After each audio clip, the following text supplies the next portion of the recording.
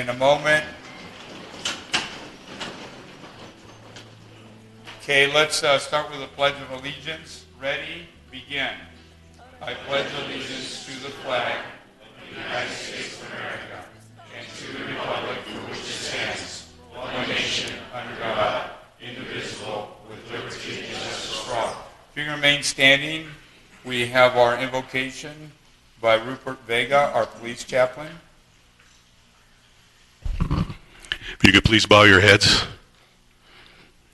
Heavenly Father, we just come before you, thanking you for this day, dear Lord. We give you honor, we give you glory, and we give you praise. Lord, you are the source of all that is good, and we are grateful for all the blessings you bestowed upon us. We thank you for our wonderful city of Santa Ana, our honorable mayor, city council, chief of police, and staff. We thank you for our freedom and the opportunity to come and gather together this day. We ask for your hand of blessing to be upon tonight's meeting and proceedings. We thank you for your unending love and wisdom, and we ask that you would guide and direct our meeting, and that it would be of sound wisdom, that it be productive, and with respect towards one another. Thank you, Lord, for helping us to accomplish our work and our goals this day. In Jesus' name we pray. Amen. Thank you. You may be seated.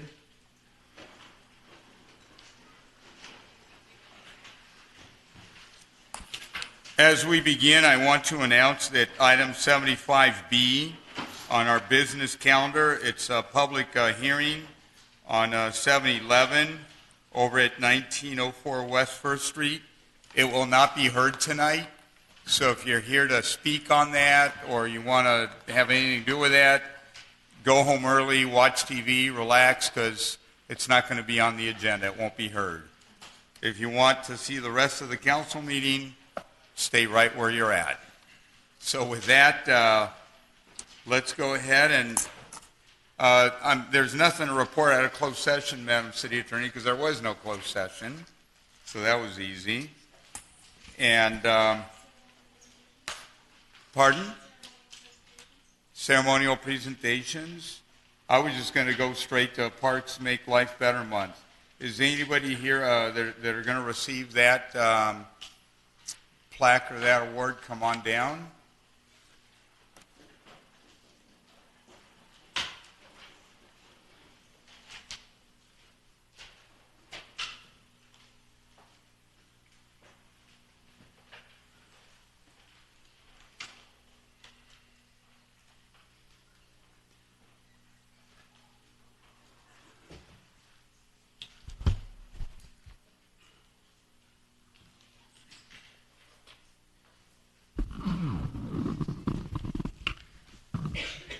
This proclamation deals with the fact that July is a month where we celebrate parks, and part of what we're talking about is the fact that parks really touch everybody, and they make life better.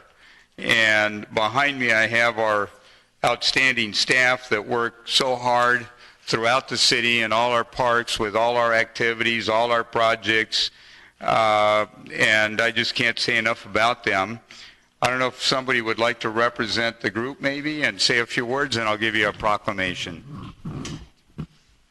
Thank you, Mayor Polito. Yes, the parks do make life better in Santa Ana. Thank you for recognizing that. The California Park and Recreation Society is coordinating a campaign, the Parks Make Life Better campaign, throughout California. There's 525 park and recreation agencies that are coming together and reminding our citizens the benefits of utilizing all of our parks, facilities, programs, and services.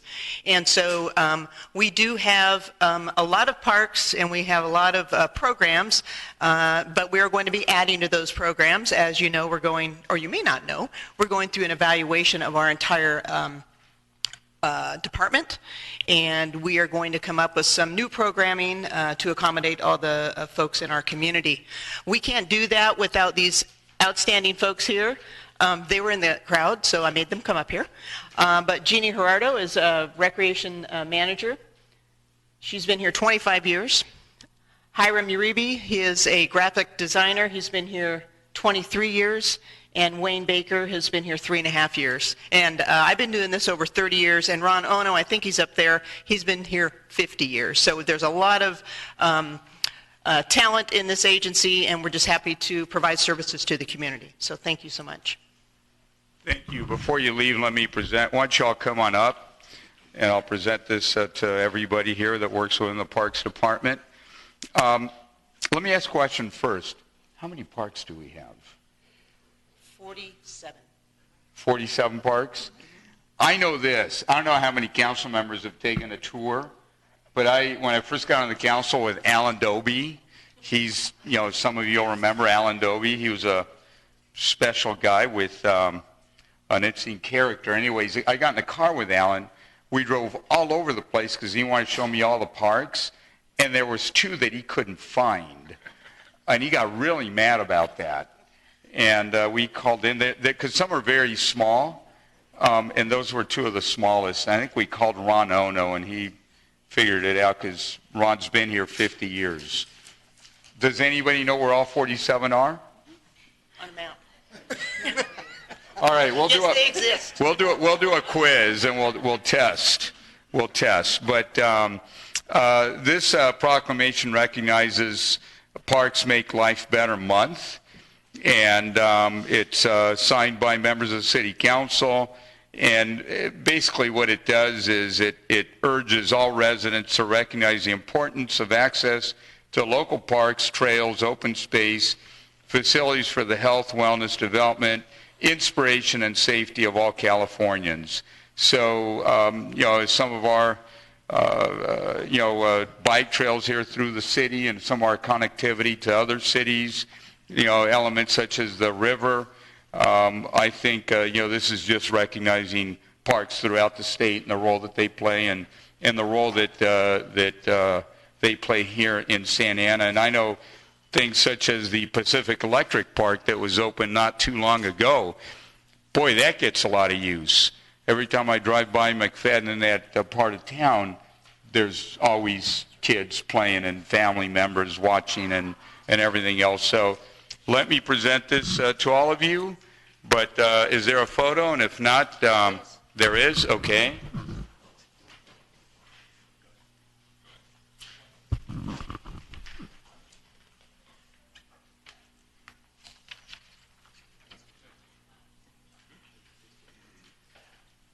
Thank you.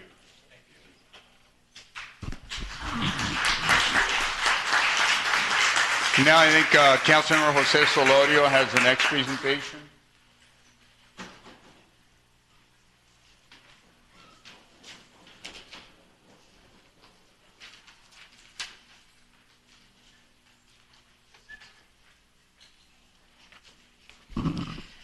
As everybody in this room knows, we have a lot of fantastic, dynamic individuals and community organizations and students in our community. We have a new leader, still fairly new leader at the History Museum of Orange County, Kevin Cabrera. He never told me, but I found out from his Facebook he also goes by KC. And he also used to work at our library, so he doesn't really know a lot about history. So we're really honored to have him at the Heritage Museum. So I'm recognizing him and his organizations and students for a fantastic recent thing they did. The Heritage Museum is a natural and cultural history center in Santa Ana, dedicated to providing hands-on, minds-on experience to students and visitors of all ages. The programs offered at the museum aim to teach about our history, heritage, and culture in an engaging way. Very recently, and some of us attended, including I think Councilmember Iglesias, Villegas, and our city manager attended the unveiling of a beautiful, amazing mural. It's called Always Santa Ana, Siempre Santana. And it was recently unveiled at the museum, and it celebrates the city's rich history dating back to our indigenous Tongva community. The mural depicts people, places, and events that shaped the city's 150th year, which will be formally celebrating on October 27th of this year. Siempre Santa Ana sheds light on the history and impact that key Santa Ana individuals have had on our local regional, statewide, and national platform. Here to accept the certificate of recognition is Kevin Cabrera, the Executive Director of the Heritage Museum, and he brings with them some of the very outstanding young muralists who helped paint that mural, and you're all welcome to visit. It's a beautiful museum. We'll have Kevin and maybe one of the students say some words. On behalf of a grateful city, let's give him a round of applause.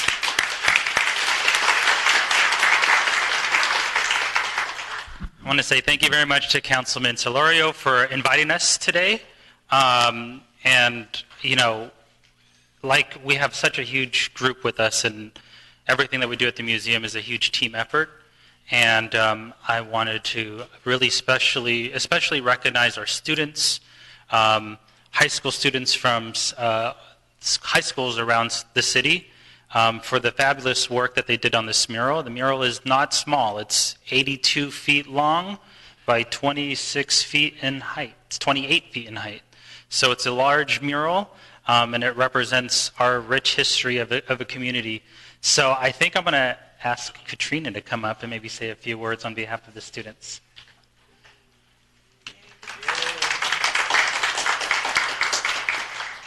Hello, everyone. Working on this mural was a very great experience for me. I made I would say, family. Working on this mural, I've lived in Santa Ana for most of my life. And now being able to know the history behind everything was very important to me. So I feel like I appreciate my city more than I used to. And being able to work with all these amazing people, I feel like I've achieved in my personality, and being able to speak up here, that's another big part. I'm a very shy person, but being around them, I feel like I'm able to do anything.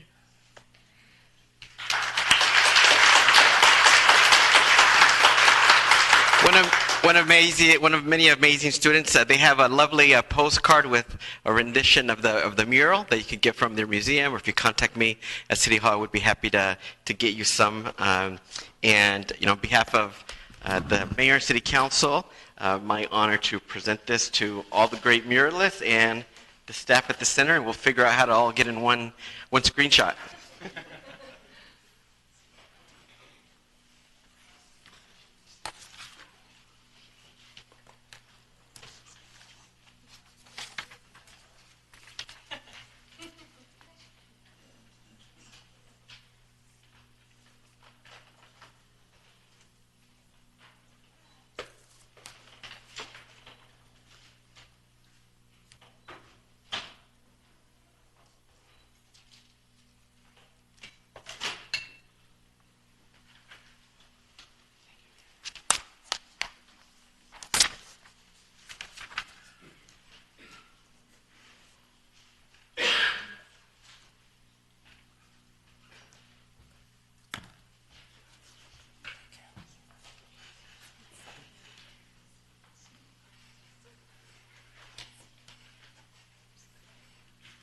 Thank you, Councilmember Solorio. And with that, I'll bring our attention back to the City Council. Let's go on to the consent calendar and ask if anybody wants to pull any items. Councilor Iglesias. 11A, 25G, 60B, and 65A. Are all those consent calendar under a couple of those business items? 11A and 25G are consent. 60 and 65A we'll pull in a moment. So any other items on the consent? Mr. Mayor, I just wanted to advise the council, I advised the city manager and you before the meeting that I'll have to leave after the discussion on 11A. So that's the first item being taken up, so it'll work easily.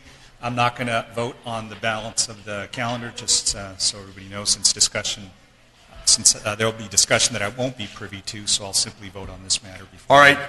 Given that, let me go straight to 11. We'll leave the rest of the calendar for a moment. I know the council member requested that we get into the second reading of the budget. Is that what you're talking about? You could still go ahead and take all the other matters that our colleagues want to consider. I'm just saying after 11A, I'm going to have to Well, leave. let's just get into 11A now, and then we'll continue with everything else. But there might be other items people want to pull. Any other items people want to pull? Seeing no other items, I'll entertain a motion on the balance. Second. Those in favor, please say aye. Can we vote that way? We would like to use a board, that is. All right. Even if it's unanimous and everybody says yes? For the All record. right. All right, so let's go on to the item 11A, because this is pretty slow.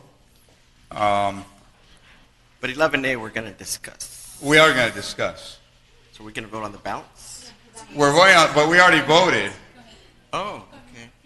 It's just that My button's in a weird place, and it's the wrong left, the other left. no. Oh, no. Wait a minute. Let's reset. Please reset. Let's Sorry. reset. I'm telling you, this should make it easier, but it doesn't. I have two sets of buttons. I need better instructions. Sorry.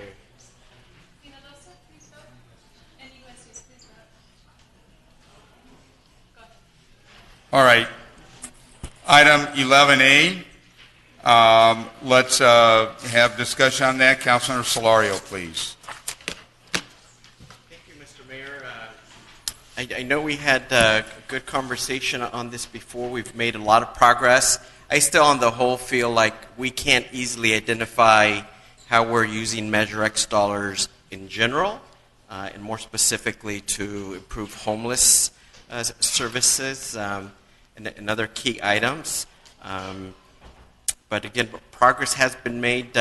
One non-substantive thing that I've been thinking about that I did consult our city attorney a little bit is, maybe if we see on a quarterly basis that sales tax revenue is coming in above the estimates, because I think they will, as well as grant dollars, that we essentially appropriate them now and saying that those extra dollars, again, sales tax revenue and grants, go to the non-departmental fund, that where a city manager can have quick access to them and to fund the kind of things that are in the staff report that we've discussed before that maybe need more help, like security overall, particularly at our parks, expansion of our quality of life team, library materials and hotspots, cameras at parks. So I see that kind of as a non-substantive thing, just to kind of acknowledge that we may get additional revenues and we ought to be able to put them to quick use. And then another item that we can make non-substantive by also accessing maybe the non-departmental fund, or maybe the city manager can think through it. There is a mention in the staff report of rental assistance, $25,000, but what was discussed was $250,000. I mean, really, rental assistance to do much in a community this large seems just not enough, and maybe some balance of that. We can access the non-departmental fund to develop a program, and again, it would be a pilot year, but $250,000 really for as big a need or the opportunities. Again, and just to make it non-substantive, zero-sum game for the general fund, that you could access non-departmental funds for the remainder. And then just general comments, but not changes that I'm seeking of any type. There is a lot of flexibility the departments still have. I would just ask that as you think about hiring individuals or filling old spots, that you consider hiring people who have direct service to our community, whether it be at our parks, whether it be in the police department. Also more of a focus on sworn officers versus non-sworn. The PD has a number of positions that they're requesting, but many of them are non-sworn, but we really need big help in that area, and that also could include hiring PSOs to take cold reports, for example. And then our quality of life team, that is really the city's main homeless services group, that needs to be scaled up. And maybe a little bit later, if there's time, I am interested in knowing the expansion that staff does envision for quality of life team, are we planning on doubling it, tripling it? To what scale do we envision additional services? With that, the light is red, and I will stop there. Thank you. I'm glad you're looking at the colors on the lights. Thank you. Hopefully others will too. Lead by example. It's a good thing, Jose. So with that, and I know this is a second reading. We're on item 11, and then I think we need a motion, 11A, we need one on 1A and then one on 1B. Councilor Vince Sarmiento, please. You know, I'll go ahead and move one of the items on 11A. That's the first item. So 11A, 1A. I do, but with a comment. So is there a second on that motion? I'll second it, but with the hope that the non-substantive changes that I mentioned are included in the motion. May I clarify Councilmember Solario's request? Yes. So with regards to overperformance of revenue during this year, we would have to come back to you to appropriate that, but we certainly can program the staff report based on what you requested. Mm-hmm. So am I understanding correctly? Why can't we appropriate that? We appropriate other estimated sales tax? Because you have what our best projections are already incorporated in the budget that's before you for your adoption. So to arbitrarily just increase that on the hopes of overperformance wouldn't be really a responsible thing to do. But if we track it and it is overperforming, we can certainly bring it back because you can make adjustments throughout this entire current year. And then we could program at that time when you recognize it to the programs that you mentioned. Well, maybe we could bring it. I know we typically do a mid-year. Yes, Maybe we could do it after the first quarter. But I would suggest the reason why I feel pretty comfortable that we're going to be above estimate is that we estimate for a regular 1 penny sales tax about $50 billion in revenue. The estimate, which is a conservative estimate that the city has for Measure X, $0.015, is $60 million. And I think really, in terms of what Muni Services and others would project, it's really probably closer to $63 million or so. So it's not necessarily an arbitrary factor, but I would be fine with. Why don't we request that in 3 months they tell us where we're at, and then if we want to bring it back, we'll just do it. Sure. All right. So then, sorry. Go ahead. Just clarify one more. So the change that you are looking for to be incorporated in tonight's action is adjusting a rental assistance from 25 to 250,000? Yes, that's what we discussed at the last council meeting. So no, I believe it was 25,000. Because I think it was Councilmember Sarmiento that had requested. Yeah, but I asked that we add to it at that meeting. Yeah. So then on 1B, you would have to amend the motion to make that change when you get to that item. Okay. So since we're on 1A, that adjustment would be made on 1B, correct? So I simply wanted to say thank you to staff for all their hard work, before we do anything, and the light's on, right? So very quickly, I appreciate the incorporation of a lot of our comments and having those here. I know there's some adjustments here that we're making that may be allowed, even though there are some material changes, Madam City Attorney, correct, on amounts. One of the things I wanted to compliment staff on was incorporating some of the nonprofits, I think, that weren't able to get funding through CDBG, and them being considered now. And one of those, I know I didn't see on the list, but maybe there's something that staff could check on the Orange County Conservation Corps. And I know that they had applied, but I'm not sure if they made the cut. But if that could be considered or looked at, that would be great. I know that on the legal defense, there was a line item that was adjusted, so thank you for that. On the rental assistance, I do recall that there was an initial motion, or there was an adjustment recommended by me to do 25 based upon just exclusivity on mobile home park residents. But I do recall that the councilman made an expansion on that to do general rental assistance. So I'm fine with that, with a couple of caveats, making sure that all our residents are eligible to that, and there's not, some sort of, citizenship or, any other sort of disqualifier. Yeah, that hopefully folks that are in need, that have been residents of ours and our tenants, that need some relief, hopefully will be eligible for that. The other condition was that we reach out to our friends at the Manufactured Home Association to see if maybe they could match funds. And maybe that 250 is borne by them to some degree, because I know they came before us and gave testimony that they do have rental assistance available, so maybe this is a time to ask. We weren't punitive with them. We didn't impose a moratorium. We didn't impose any rent stabilization, I think, because that was the will of the majority. But I think now is an opportunity for them to demonstrate good faith and come before us and say they want to help the residents that are paying into their association as well. Finally, I know that there's an allocation for youth programming from the cannabis revenue, and I know we talked about evolving the youth commission to see if we can incorporate some more youth, because we have a lot of youth, but I think maybe they can help us navigate and advise us, and they're certainly not a quasi-judicial authority, so they're not going to have final say, but their recommendations that come back to us could be very helpful when it comes from youth in our city that are directly impacted by funding or lack of funding. So with that, finally, we'll get to I had just some comments on the police budget, but that'll be the next discussion. Thank you. Okay, on 11A, 1A, we have a motion, a second. Those in favor, please, vote by pressing a button. Only. I just wanted to state, Madam City Manager, that I believe $250,000 is a lot of money. So maybe somewhere in between those two figures. That's my comment.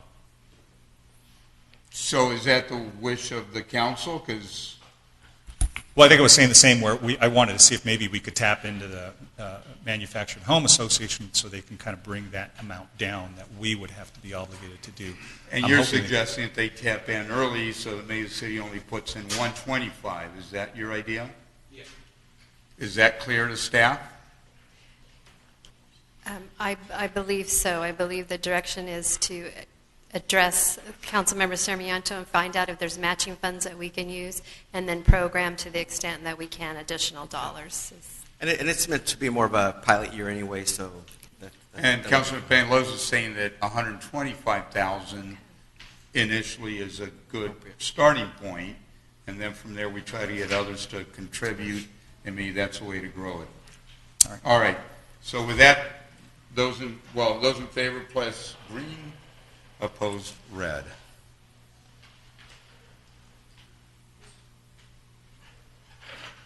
All right, so this is the second reading on 1A. That's the general budget excluding the police. So now let's go to item 11A 1B. There's approval of the police budget itself. Last time that passed on a 4-2 with Councilor Iglesias and Villegas dissenting. Is there a motion on item 11A 1B? I'll move the item with comment, if there's a second. I'll be happy to second. Thank you. Go ahead. So I simply wanted to say, again, thank you for listening to us on some of these things, and I know that the chief had made an effort to get me out to see a simulator that was, that's probably, I believe, one of the only pieces of equipment that sophisticated on the West Coast. So what that simulator does is help improve the ability of an officer to respond to a difficult scenario, right? So one of the reasons why I think that I'm supportive of the budget as it is because it does equip our officers not only with the equipment, but I'm hoping, and after my conversations with the city manager, the ability to have some additional training and counseling pre-incident, because sometimes we have obviously training and support for trauma and PTSD after an incident, but I think what we need to be a cutting-edge department is to have that counseling and support in advance, because an officer needs to have that ability to understand, what they may be facing if they haven't faced it yet. Once they've faced it and there is no psychological or mental, preparation for that, for the impacts, it makes it difficult. We're sort of trying to reverse engineer a problem that we should know is probably going to be presented to one of our officers. So I want our department to be as prepared, not just with equipment, but with the ability to have well prepared, and we do have, an excellent department, but to the extent that we can set the standard even higher for our department versus others that don't do this, I think that that's, kind of the response I've received in conversations with the chief and conversations with you, Madam City Manager. So, I'm supportive. Okay, additional comments? If not, Councilor Solorio? Yes, just some general comments, a couple questions.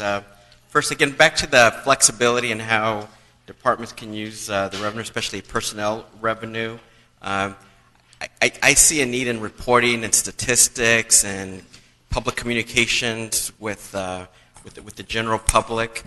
So as we hire admin people or the graphics design people, hopefully we can keep that in mind. Also, again, let's try to really stay focused on hiring sworn officers first, support staff second. I know we're making some progress in reducing 911 response time, which is great, but we need to keep it going. Also, with respect to the budget, there are some positions in different departments, but including in PD, where I envision that department managers, staff are wanting to do promotions.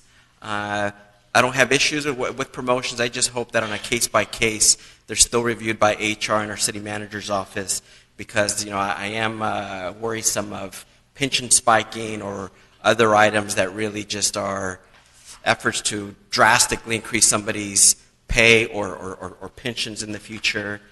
We got to be very mindful of that, as well as particularly for some of the bargain units. We already gave some raises, so to give promotions on top of raises is concerning to me, so let's be very, very conservative on that. On enforcement, I think we want to see active enforcement across the board.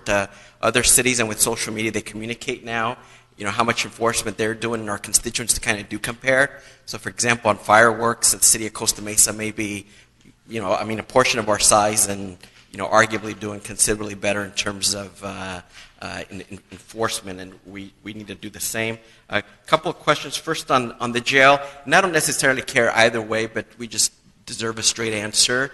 Are we going to hire, is there interest in hiring a jail administrator or a captain? And even if it is a captain, are we going to do an active recruitment, or do we have a person by name already picked? Because if we already do have somebody picked by name, then I don't even know why we have these conversations of what level and position we might want to hire. So that's the first question, then I have a follow-up on that. So Councilmember Solario, and I certainly, Chief, correct me if I'm wrong, but my understanding was he initially wanted to replace the jail administrator with a captain level, and the council downgraded that to a lieutenant level. And so I know he's signed somebody to be acting because he is anticipating the departure of the current jail administrator. As to feeling that it more than likely would be done through a promotional.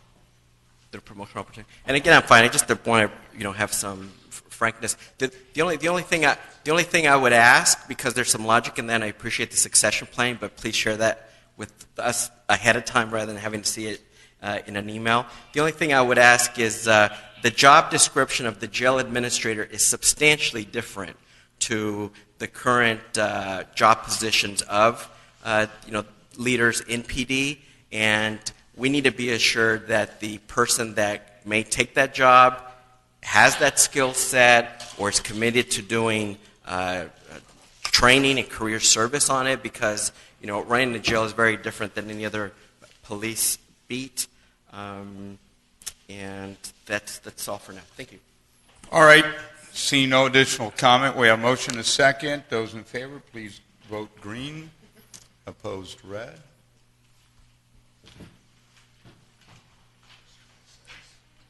Do you guys want to vote again? No, I'm kidding. So it passes 4-2. So with that, let's go on to the next item, and I'm going to excuse Councilor Vince Sarmiento. We also want to make sure if we have a housing authority or anything else that we excuse them from that as well at this time.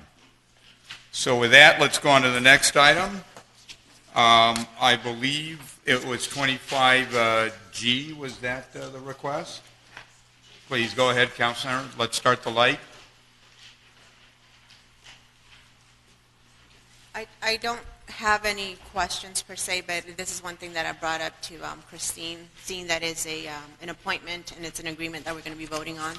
I just believe this is something that should be in the business calendar or in not the not the consent calendar. So I'm happy with having Daisy here. So that's all I wanted to do is just separate it from the consent calendar.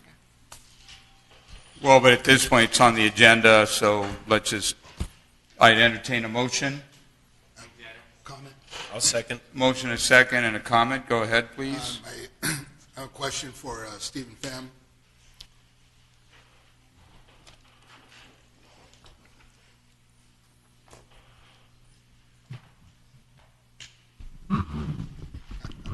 Good evening, sir. Hello, Stephen. Thank you for coming up.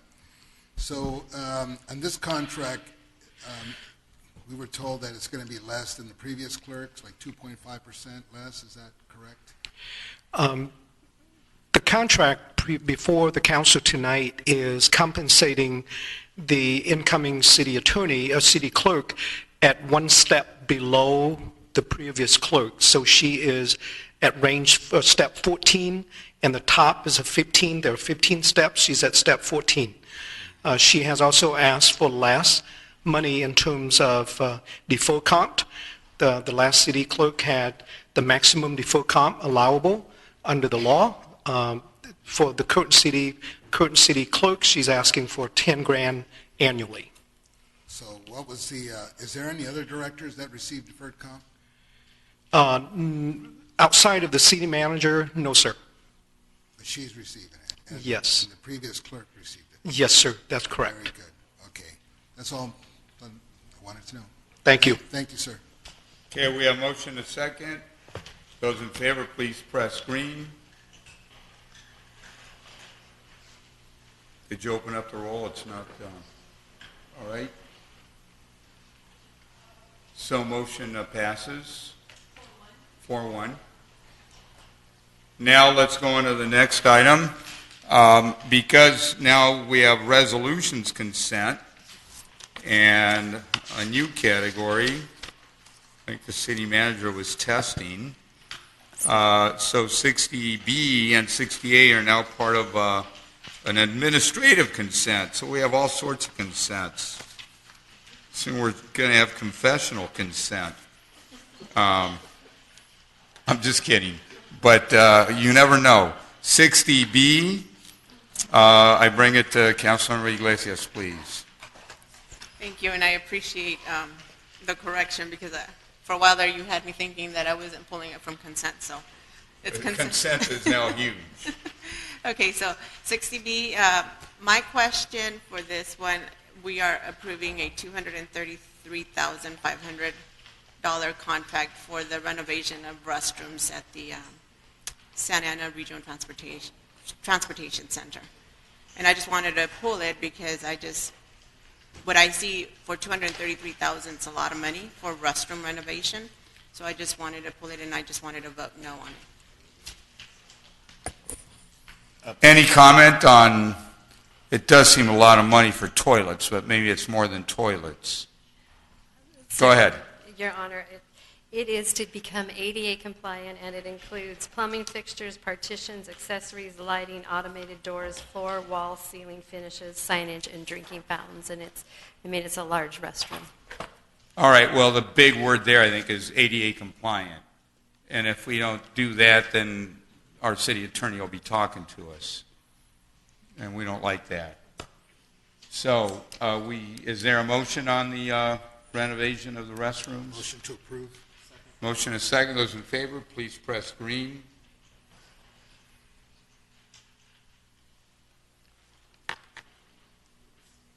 Jose, can you take the other buttons away so he just has one set of buttons? Because that's not fair to him. He's got to figure out which one he's going to push.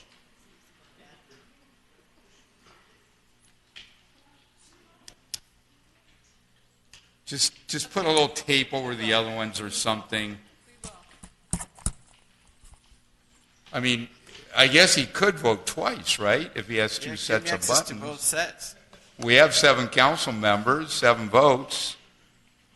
All right, so with that, let's go on item 65A as an apple. Councilor Iglesias, I believe you pulled that as well? So this one is new to me, and I know I had conversation with the city manager, but I would like for you to explain to us what exactly this money came from and where exactly it's going, and what we can do with it. Certainly, Council Member. The cities collect deposits for a number of reasons, whether it's for a development application, whether it's for a water utility account, and there are certain state laws that you have to follow if they're left unclaimed. So for the easiest example would be, let's say you're a water utility customer and you put a deposit down so that you have a water account, and then you left and moved the city. There's noticing requirements, and I certainly can defer to the city attorney on the legal parameters, the attempts that the city has to go through to identify the owner of it and to refund the monies, and there's legal publishing that has to be done. After you've gone through all of those steps, which are very exhaustive, the money can be transferred to the general fund or to the water utility account. For water utility, it would be restricted to the enterprise fund. For the other types of general fund type deposits, it would be available for programming like any other expenditure of the general fund. So since it's close to $400,000 for the general fund balance, is that something that we can allocate, like talk about allocating like to youth services, say library services, or is that something that would have to come back to us for appropriation? So right vote? now, you're approving the recognition of it, and if you did want to program it for a certain type of expenditure, we could return back to you to do the appropriations to spend it on a specific nature. So if you'd like to direct us to do that, we certainly could return. Yeah, no, definitely. I would like to see if we could spend it more like on youth services and tutoring and summer programs for our students and for our youth in Santa Ana. So if we make that motion, what is a proper timeline to bring it back? How much time would staff need? If she indicated she wanted it for summer, we could try to put something together by the second meeting of this month. Wow, that's fast. All right, so it's basically, we vote on it now, and then in 2 weeks, she'll come back with a pot of money to try to figure out things we can do for youth this summer. That's good. Good city manager. Awesome. All right. City manager. What was that? I said awesome city manager. Thank you. All right, well, that's good. Do we have a motion on this one yet? I'll move it. Okay, we have a motion from Councilor Iglesias. Is there a second? I'll second. We have 2 seconds. Clerk, you can choose. Those in favor, press green. Jose, go to the right. Because he's got buttons on the left. See that? We got it right. All right. So now we're on item 55D, which is a smaller number, but I guess bigger importance. So that is part of the business calendar. And any comments from council members on this? If not, I would entertain a motion. Just receive and file, right? 55D. Oh, 55D? Motion approved. Is there a second? I had a question with the cost. All right. I just was under the impression that it was going to be less than because we were going to consolidate with the school district. Not sure is that the reduced amount, the $500 and some $1,000? Yes, Councilmember Iglesias, that is the reduced amount. Initially, if it would have been a single. Councilor Penaloza is the one asking. Oh, I'm sorry. What did I say? Iglesias, his voice is changing. He's sick. I'm used to hearing Mr. Iglesias. Also because I'm asking about money. Yeah. So the tone goes up. Pardon, Mr. Councilmember Penaloza. Initially, the cost for city running the election by itself would have been over $700,000, $754,000, I cannot recall. We are consolidating the special election with Santa Ana Unified School District. It was vacated by Ms. Cecilia Iglesias, who is now So our she council caused member. that? She caused that. And so the amount reflected there is reduced, and it is for $518,000. Each. In addition tonight, what I'd like you also to consider is the establishing 200 words or 400 words for the pamphlet and electronic copy of the candidate statement. Traditionally, the staff has recommended to have a candidate statement in 200 words, and the cost difference reflected is in the RFCA.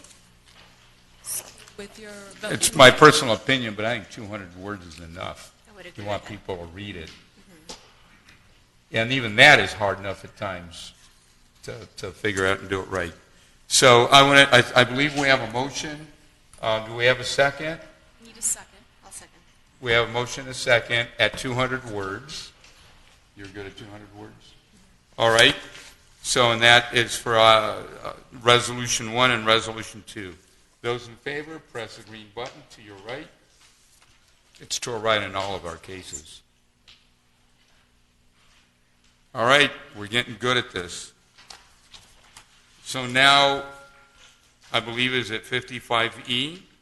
That is correct. I would entertain a motion.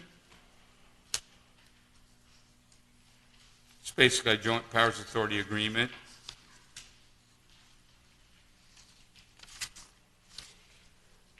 Is there a question? Go ahead. And I think this is something that I already, I had a conversation with the city manager, but is there a reason why we're changing, I guess, our agreement between cities? And which cities are we going to be in agreement with this one? Yes, there is a reason. The pool, we participate, we self-insure up to a certain amount, and then we participate in a pool to spread our losses and our risk among other cities. And the pool that we were in is going defunct, so we did need to get out of it and find another pool. This particular pool that we found, coverage for all the areas, and we're actually getting additional insurance that we didn't have before. It is the Independent Cities Risk Management Authority. I'll have to defer to Stephen Pham, who oversees risk management. I don't know the exact listing of the cities that are participants in that pool. Director Pham, do you know other participants? Good evening, Councilwoman. The city manager is correct. We are moving to a new pool simply because the last one is basically folding. And so right now we are joining a new pool with 15 other cities. These cities are spread out throughout Southern California. I do have a list if you wish to have them. And so these new cities will be able to absorb us and allow us to kind of share some of the future loss a little bit better than what we had before. Okay. So you said 15 cities? Yes, ma'am. It's Southern California or all of California? Mostly Southern California. I have one of our business representatives from the pool here, and she'll be more than happy to explain in more detail if that's what you wish. No, that's okay. Okay. I just wanted to just see who are we and teaming up with. Yes. But if you could definitely send that maybe via email or something like that, I would. Yes, ma'am. appreciate it. Okay. We will. Okay. Motion to Okay, approve. go ahead, Mayor Pro Tem. Motion to approve. We have a motion to approve. Is there a second? I'll second. Those in favor, press green.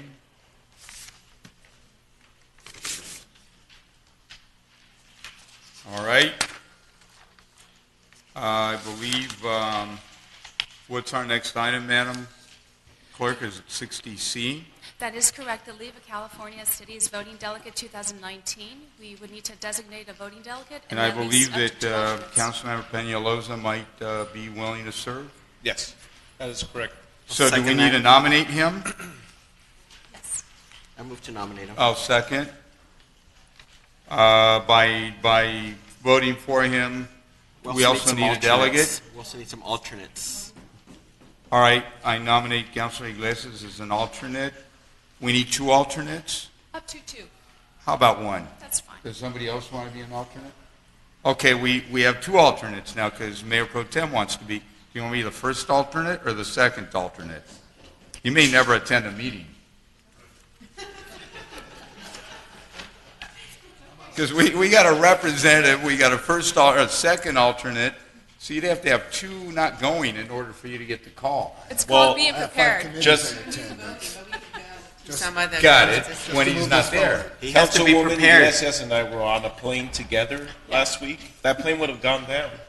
You know, there's So read your agendas, Juan. Don't jinx yourself, be careful. It could happen. Be prepared. And if you do, you'll have to give us a report. So with that, no, you won't. There is a motion on the floor for Right. Villegas, Polito, and then the second would be who? Who motioned for Villegas? I do Villegas as well, Okay. as a second alternate, after Peñalosa and Iglesias. Okay. Jose and I feel left out. But with that, those in favor, vote green.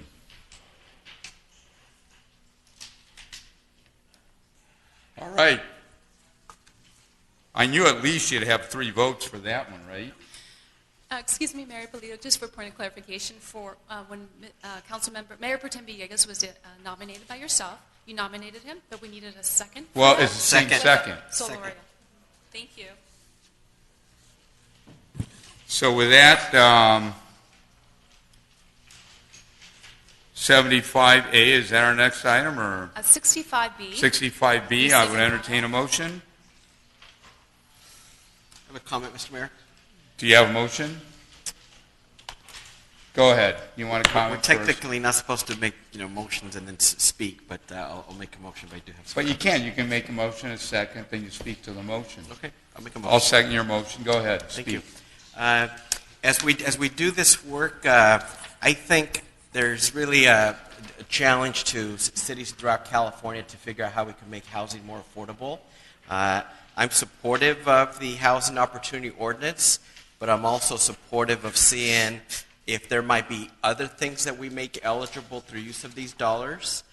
For example, other community benefits, whether it be parks or green space or local hire programs or enhanced security for the area, extra parking. I'm open to that. I'm equally open to maybe it's time for the Housing Opportunity Ordinance to go away and reduce the price of homes and apartments in Santa Ana. I think everyone feels the pinch, and the unfortunate reality with a lot of these affordable housing units is we are providing in all cities, including Santa Ana, when we do affordable housing, subsidies probably on the average of $200,000 to $300,000 per unit. Per unit. I think we could much stretch the dollar instead to rehab existing apartments and making them affordable in the process, or rental assistance programs, or just having lower rental payments and mortgage payments for everybody by drastically reducing or eliminating the WHO fee, as well as we ought to look at other building and planning fees to see what we might be able to slash or eliminate or reduce. So as we continue to do this work, I hope that through these outreach we collect numerous ideas to see what we might be able to do in Santa Ana to increase housing affordability for all. So I know there's a receive and file. You made a motion. I believe there's a second. If not, I'll second it. Is there a second? I'll second it. By me. Okay. Based on the comments you just made, I'm just wondering, are there any other comments by council member? It was very interesting. He basically is talking to the $15 per square foot fee, and even though it's just a receive and file, what he's suggesting is that we potentially eliminate that fee, and that in turn would bring more housing to everybody versus having a separate pot. What I'm wondering is there a committee maybe that wants to discuss it further, maybe brings it back? Yeah, maybe an ad hoc meeting or through... I'll serve on the ad hoc if you put it together. Why don't, who wants to be on an ad hoc? Let's do it right now. Let's make it Solorio, Villegas, and Iglesias. I know you had an interest as well, Mr. Mayor. I do. My interest is just to bring it down. Uh-huh. I That's my interest. It's a little high. So you're saying take it to 0. Or look at other alternatives where we might create other things that are eligible. All right. Well, look, if you three want to serve, you do it. I'll communicate to the city manager. Just keep me abreast along with other members of the council. And then at some point we'll bring it back for a vote. Okay? Got it? Sounds good. All right. So those in favor, please say aye. Aye. Or press green. To your right.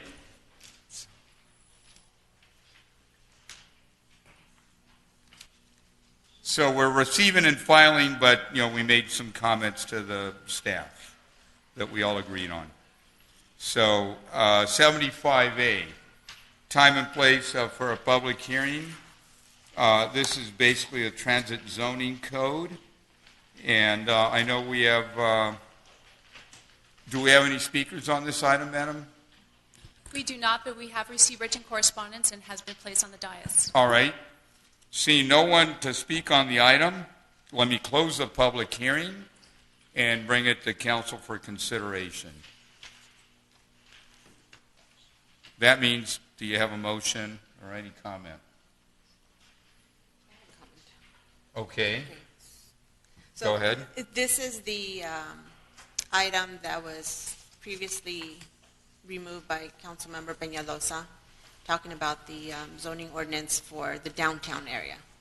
So, and I know that one question that we had was because in the file it stated that it was citywide, that it's going to be the changes to the zoning.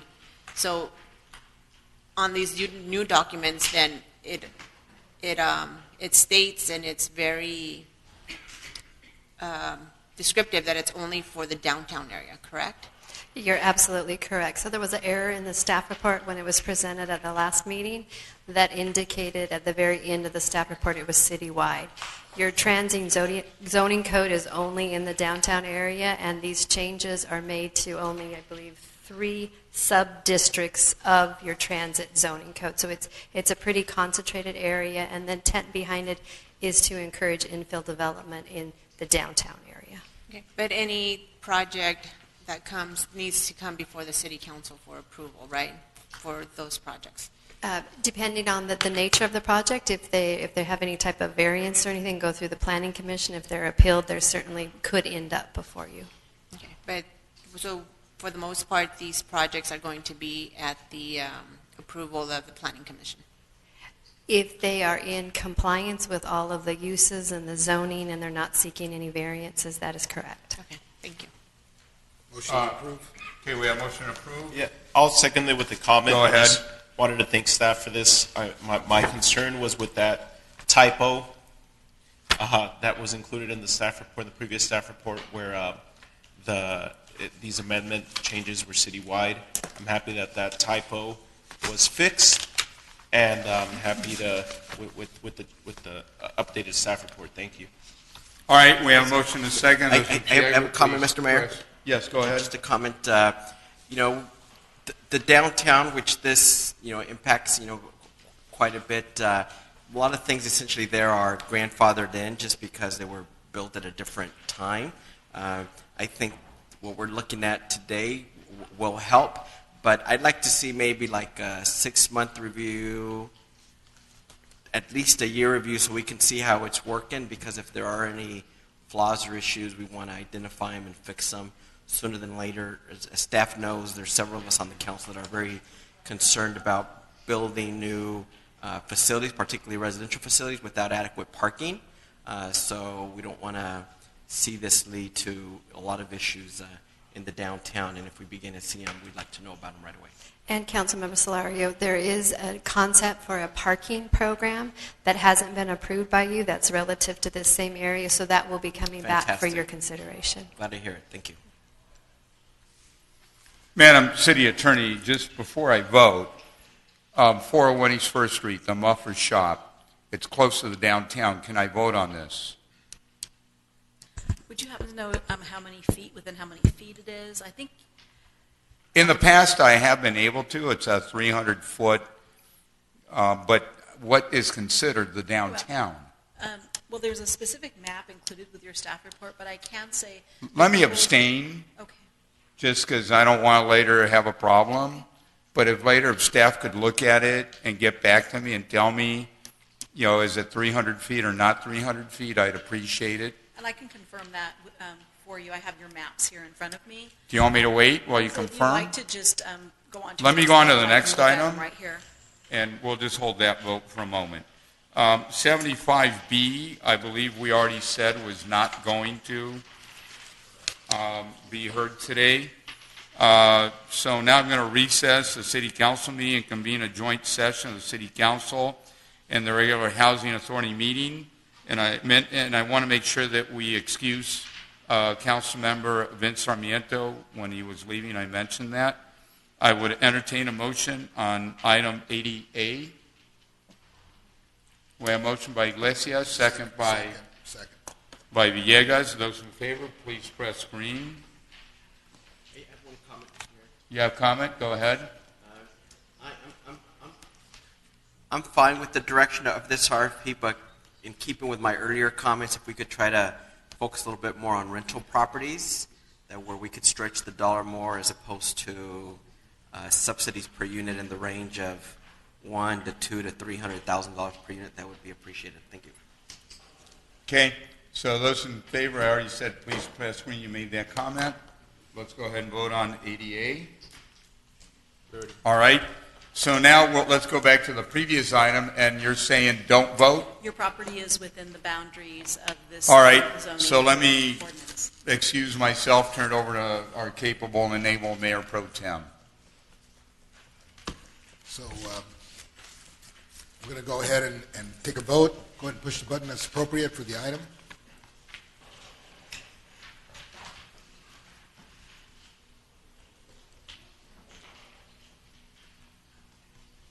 Okay, very good. Vote passes. Mayor can step back up to the dais.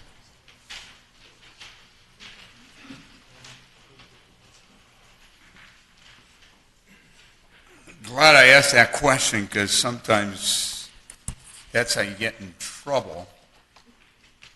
You don't even think that there's a potential problem.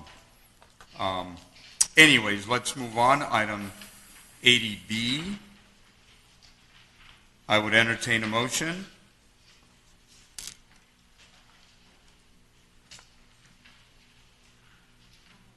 We have a motion by Iglesias. Second by Solorio. Those in favor, please press green.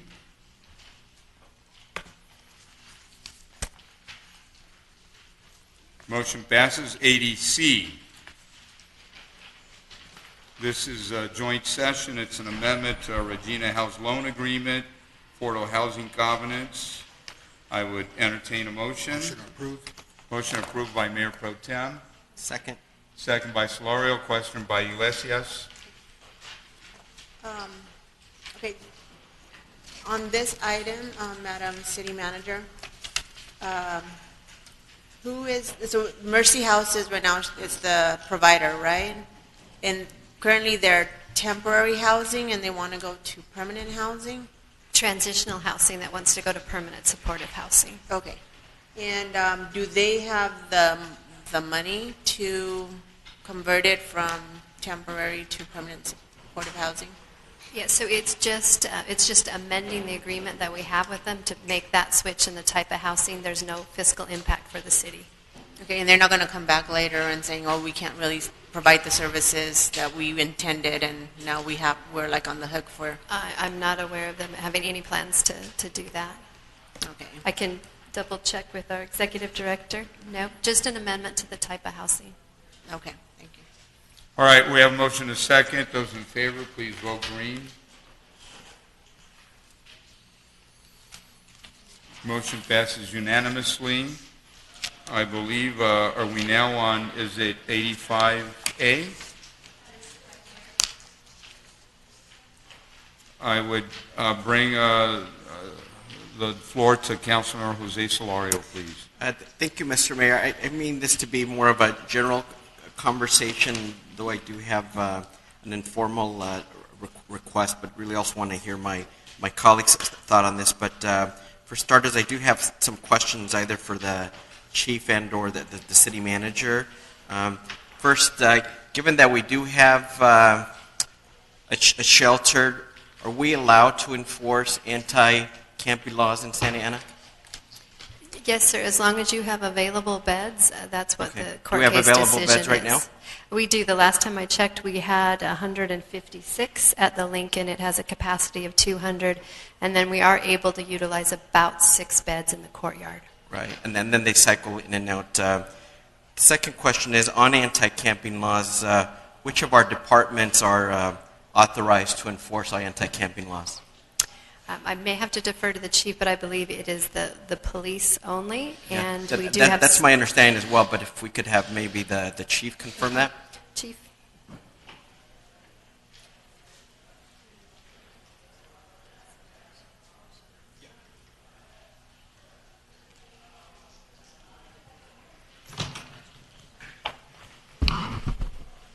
Yes, sir.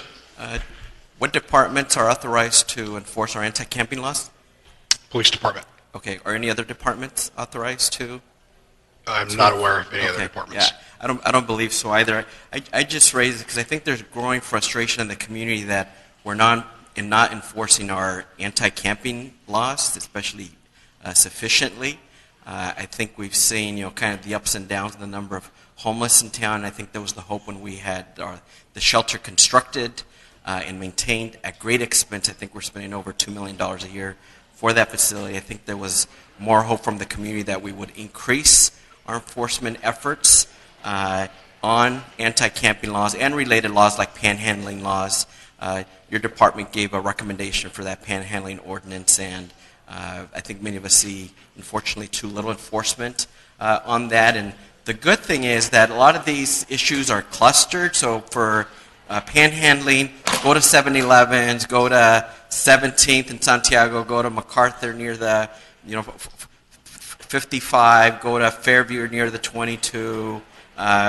We know where they are. I kind of view it as when officers are driving by and they see that that's an issue and a crime, that we ought to have an enforcement plan for how and when we respond and deal with that. Ideally, it's through the quality of life team so we could provide services, referrals, and have additional personnel. But my simple request is, number one, that we recognize that our community wants us to do more enforcement. And then secondly, that we really try to enforce as much as possible. And maybe in 30 days, I know our city manager is working on a broader homeless plan, but I'd like to see you come back with a plan on what we're going to do about panhandling, what kind of schedules and staffing we're going to have for enforcing our anti-camping laws, because again, no other department other than the police department can enforce those laws. And then oftentimes we're doing events, including where we're doing PR and bringing TV cameras and others making a big deal about certain cleanup, but then we don't follow up. Whether it be at the railroad, we did that big thing, and I asked afterwards, when are we going to come back again? What's the schedule?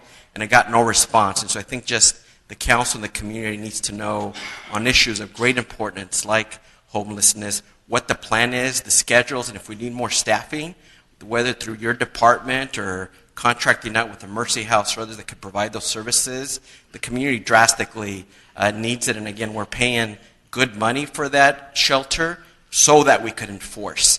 We also see other cities now that are starting to receive approvals from the courts to do enforcement. And so as more of those cities are doing enforcement, more are going to come to Santa Ana. So we really need to be a little bit more aggressive. Like with fireworks, we're seeing other cities are going to start promoting how many arrests, citations, et cetera, they're going to be doing. And I'd like for us to be towards the top, somewhere between zero tolerance, but definitely tough love, and we need to just make this a priority. Thank you. Chief? Yes. Chief, I got some questions for you. Yes, sir. Go ahead. Thank you, Mr. Mayor. So your officer's been doing a fantastic job. The other day, I got this email from a constituent. They went out. They were complaining about the homeless living in their front yard, and it was just great work, quick response. Folks came back a couple of days later. The officers went back out. Quality of life team went out. And I just would like the public to know that every time that officers respond to something, you never know what you're going to get. Is that correct, Chief? It's kind of like, sure. Once you get there, you don't know what's going on. Once you start to investigate, then you see. And things could take a little longer. So a lot of the homeless individuals that are out here, when you go and you talk to them, you find out they have a warrant, they have narcotics, they have mental health issues that sometimes need to be addressed. And I'm not here making an excuse for anything, but people need to understand that when the police go and respond, sometimes they get tied up a little bit longer than what the public would expect for this to get cleaned up right away. Then you have to wait, one of these this one email that I received, there was also a vehicle involved, and it had to be impounded, and it has to be inventoried when you do that. There's a lot of work that takes place when they're responding to a call, and I wanted to thank our officers for all the great work that they do, but we are understaffed, right? We could use more officers, correct? Yes. Yeah, we're operating about half. So I thank the public's patience, and I understand I'm fully for hiring more officers. You know, I'm on the Public Safety Committee, and that's all we've been doing is getting updates, and I know we hired full-time recruitment, and I know our officers handle a lot. And we're asking for the panhandling, we're asking for the no camping laws, but, you know, every time that an officer shows up to a call, you just never know what it's going to get. It could start off as a husband versus wife, and then you know it's this whole other thing. So, you know, I'm not making excuses for them. It's just that sometimes very time-consuming, and it turns out to be something else. You show up for a transient in your front yard, and it turns out to be this whole other thing that's going to take half a day. And I thank you, Chief, and I just wanted to let you know, we support you, we support your officers. The city needs a lot of work, and this council is committed to helping, recruit more officers, and I want to thank you. I know you're working really hard on that. You've done a lot of outside-the-box work also, getting everyone hands on deck to recruit and bring people that could join this department. So thank you, Chief. I appreciate it. Yes, thank you. And if I may, just a brief comment. Yes, please. For both of the councilmen and everyone else. So under direction of the city manager, there is going to be a plan coming forward to look at what service provider we can partner with to alleviate incidents where really there is no crime involved, and then we can relieve those officers to go out and do the enforcement that we're asking. So I know that plan is in progress, and it'll come back. I'll concentrate on the enforcement side, and in collaboration with the city manager and our other executives, we'll have the comprehensive plan that you're asking for. So thank you. Thank you. And just a quick question on the recruitment. I know you're working on different fronts. City manager is very involved. There's a whole plan. When do you think we might get little indications as to what the trend might be? Is it beginning to work? Can we extrapolate at some point and say in 6 months we'll be here, in a year we might be there, in a year and a half we might be elsewhere? When do you think we might get that early data? Yeah, absolutely. Thank you for the question, Mayor. And so as part of my report that I provided to the entire council, we can provide quarterly reports, but at the end of this calendar year, what I hope to do is to come back to the council and then provide you a good update on what has occurred during this calendar year. So we can provide quarterly, we can provide, every 6 months a report, but I believe that by the end of 2019, you'll see a significant If you have something in the third increase. quarter, even though I realize it won't be as big of a data set, may you already have trends or something? Sure, I can provide monthly reports.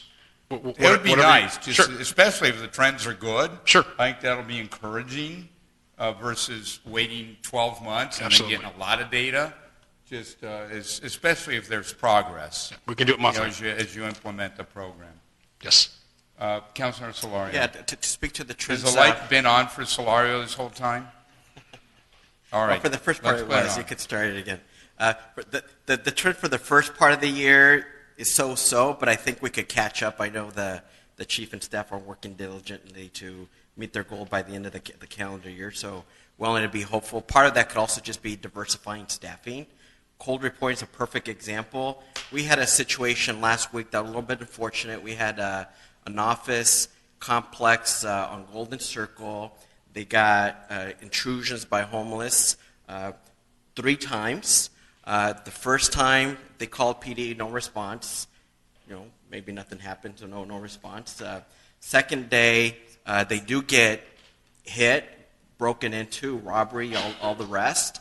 At that point, I emailed folks, including folks in this room, saying, hey, let's try to send somebody over. Staff was saying, no, we don't have people to take reports, just fill it out online. A lot of folks don't have that access or don't know how to fill out something properly online, so that's maybe PSOs or others can do cold reports.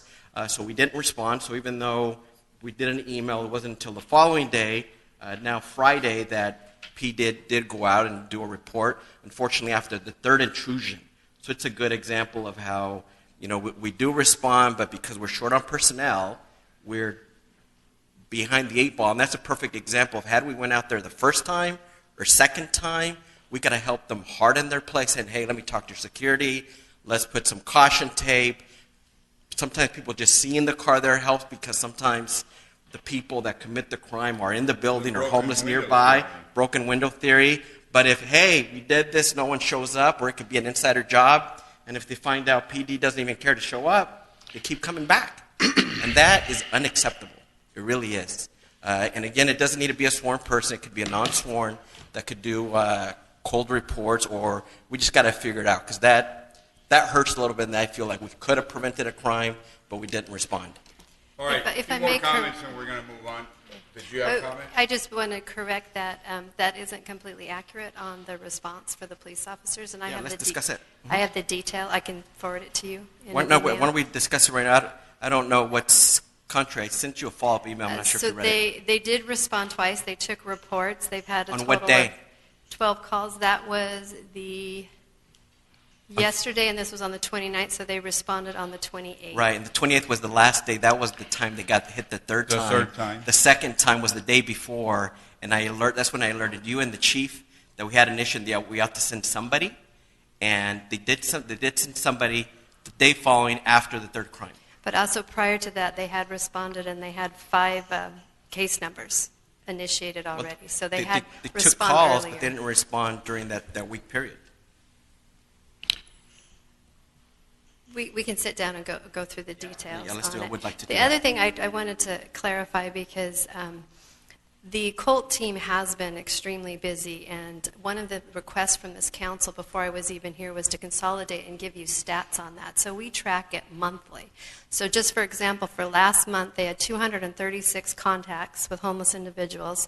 They issued 61 citations. They had 70 arrests, and they found 27 outstanding warrants. That's just in 1 month's time. How many did they take to the shelter? For the shelter, I don't have.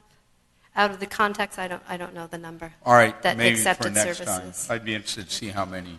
Okay, I know we have more comment. Let's start the light again. Councilor Iglesias, and then our Mayor Pro Tem, then we'll move on. Okay. Just in addition to this, and I want to thank Councilmember Solorio for bringing this up.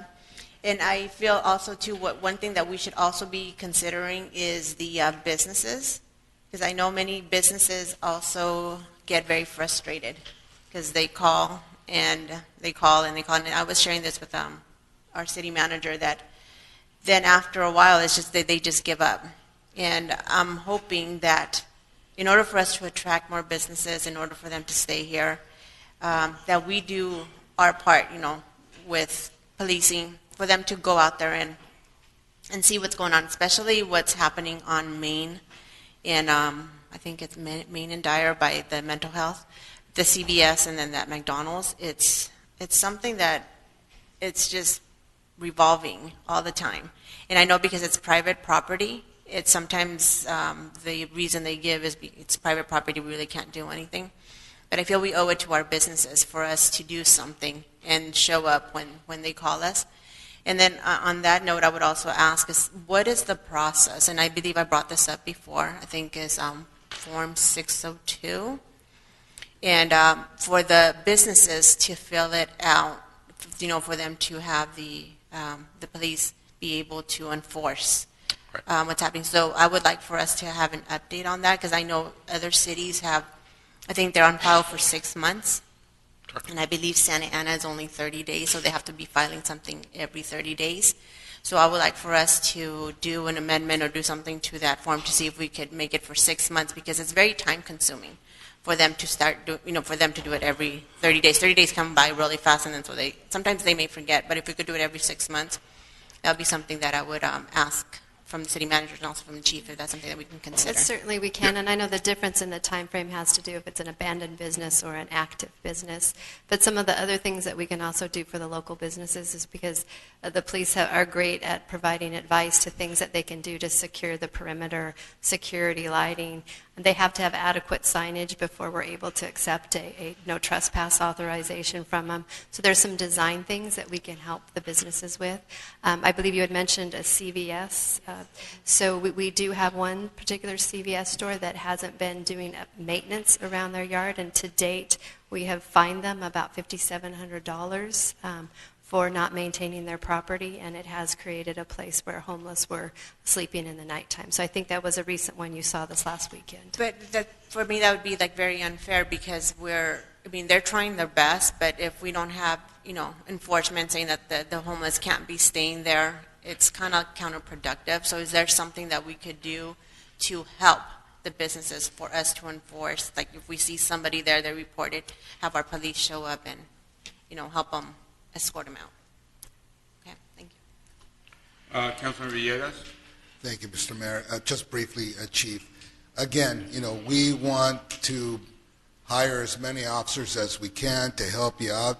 There's only so much work a human being can do. No matter how much money you throw at them, there's only so much work you can do, and things get tied up. The other day I went to that simulation training over at the PD to try out the new little facility we have there. And great training. And I was talking to our officers, and I said, I talked to them, hey, you get tied up, you have one significant incident on one side of town, and all the calls are going to get backlogged, because this is an active city. And I remember the officer telling me, well, last night we had 2 pursuits going on at the same time. Can you imagine that? 2 pursuits going on at the same time in the city. Everyone was tied up. So sometimes things happen, and these calls are going to get backlogged. I'm not making an excuse. I'm all for the department. I'm all for our residents to make sure that they get good service. But right now, this is what we're dealing with, and we are recruiting, and we are doing the best we can. And we have to understand the reality of what's going on right now. And for us to go out there and recruit, and for us to do our part also, well, we are. And the PD is also. That's my comment, Mr. Mayor. All right. And thank you, Chief. So with that, I think let's move on to item 85B. Councilmember Iglesias. Thank you. And that's, it's pretty much talking about the same thing with dealing with the homeless situation. So the reason I brought this up is because I know when I used to work for the county, we have a work program for the county for indigents or for individuals that are single and don't qualify for aids to families with dependent children. But one of the things that they ask of the individuals who are receiving assistance is work, like a work program. They provide them a work program. So what I would want to, for us to do is, since we're already providing them housing, we're providing them, services, is there a way for us to do just a pilot or do something with the city to do a work program with the city of those individuals who are, in our shelters or individuals who are homeless? And I know other cities have had that program going on, so I would like to see if through the city manager, if you can find for us programs that are being effective in other cities, and if we can implement something like this in Santa Ana. I know when we went to the, with Councilmember Peñalosa, we went to the NALEO conference, and I did speak to a council member in I think it was in Las Cruces, New Mexico, and she says that they have that with the city. So they have a work program, and so the individuals that we're helping, like at the shelter, they're the ones that are going out and maybe helping at the parks and, helping clean up things that we're contracting out for. Something we could do that as a work program for them. So I would like to see if, we could direct the city manager to provide options for a work program for our cities, if that's okay with you guys. A comment, Councilor Lodio? Yeah, two related comments. First, through CDBG, we do, I think, fund something called Second Chance. I know Councilmember Villegas is also very aware of it. Then they do job training, resume, etc. But we could do more things to expand that. They think also do provide some services out of the link.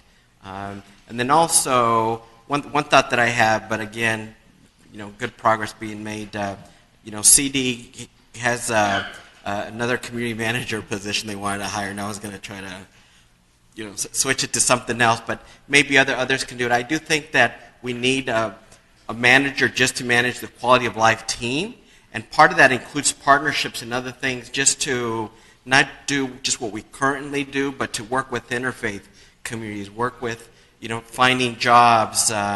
Former Councilwoman Lisa Mills, she also mentioned, like in Anaheim, they have a program where if somebody is on drugs and they kind of want to say, hey, I need help, find me a treatment provider in Anaheim. They could go, I think, to their city hall, or I forget which facility. The police department. The police department, and get services. And so that's another example of, through working with partners, there's other ways of linking people to services and addressing the issues that they have. But I'm very interested also in, in finding folks jobs or creating volunteer opportunities for them. That manager could lead cleanup efforts, and it could be regular volunteers, but also homeless, and maybe the homeless also get paid, or maybe the youths also get paid. We gotta, find ways to keep them busy and productive. Thank you for those items. So I think it's been a good discussion. Let's now go on to the Housing Authority meeting. I'm going to call that meeting to order and request a motion on consent calendar items 1 through 4. Do I have a motion? Motion approved. The clerk seconds.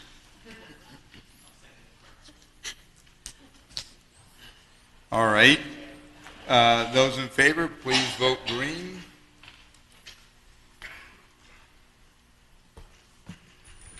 All right. We're done with that item. Now let's go to a joint session. Do we need to take any action? Didn't we already consider these, Madam Clerk? That is correct. We've already considered them. Seeing no Housing Authority member comments, let me come to public comment. Do we have any speakers? Dale, come on down, sir.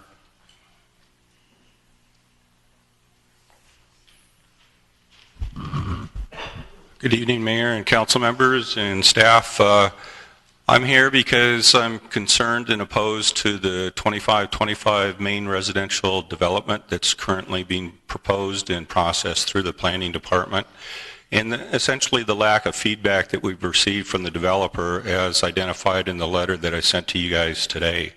We still haven't heard back from our June 6th meeting when we requested feedback on that. I'm also concerned about the amount of developer funds that go into Santa Ana politics and influence various aspects of the politics, and I'm hoping that someday that will turn around. But what I'm really here tonight about is to wish you guys and wish the city of Santa Ana a safe 4th of July. Thank you. Thank you. Seeing no other public comments, let's go to city manager comments. Just a couple items, Mayor. First, you probably have in front of you, we have issued our 2018 water quality report, and we continue to maintain the highest standards, and it is available online if anyone wants to take a look at that. And then this week, of course, we have our annual 4th of July event at Centennial Park. It's a free event. It starts at 5 p.m. and will end about 9:30 with the fireworks extravaganza starting at 9. There's going to be live music, food, activities for the kids, and much, much more. And then also on July 8th, the city, in partnership with the Madison Park Neighborhood Association, is hosting a Summer Night Lights event at Madison Park. And then starting on July 11th through the August 9th on Thursdays and Friday, are partnering with Neutral Ground to host the Summer Night Lights program at El Salvador Park. That's it, sir. Thank you. And thank you for the good job that you're doing. I keep getting good reports from folks. And today I believe Councilmember Iglesias said awesome. So, Madam Clerk, if you can put that in the record, please. Councilmember Jose Solorio. My focus is on, again, the Measure X. We've done some progress in saying what it might fund. We mentioned, including through the staff report, some things that are more visible, your Measure X dollars that works, just so we could regain the public trust. Also on some So on many of these items, including panhandling, they're design things that we can do. I know, City Manager, you, for example, mentioned with panhandling at certain areas, we can do signage that says, hey, you know, these are the laws, please don't, or whatever that may be. And in addition to communicating a message, it also may be, you know, one less place that, you know, panhandlers can be at. And panhandling is not safe. And we have a lot of pedestrian fatality and other issues in our town already, which is why the panhandling and medians is particularly of concern to me. We have 4th of July coming up. I know we have a program on this, but just to contrast, for example, in Costa Mesa, against smaller city, their PD came out with a very aggressive zero tolerance on illegal fireworks, and they've been very aggressive on citations and arrests. So they're much smaller than us, and based off of just, you know, rough numbers I saw, you know, maybe they're, you know, arresting 15 times as many as we are. Not that we need to arrest everybody, but, you know, unless we send a strong message that this matters to us, we'll continue to see the same level of activity year after year. Also, the council, before I was back, you know, increased the fine to $1,000 per. And when you increase a fine, it's so you can actually use it, you know, for a deterrence purpose and for marketing purpose. And so if we very rarely impose that fee, it's not as helpful. And again, I'd like for us to, on some of these areas, be more aggressive rather than lax.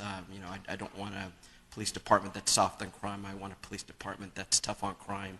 And others are comparing us to other cities, and it's something that we need to focus on. A big part of that is recruiting more officers, which is why you know, we've given a green light to keep hiring, and the resources are there, and hopefully we can keep making some progress on that. Thank you.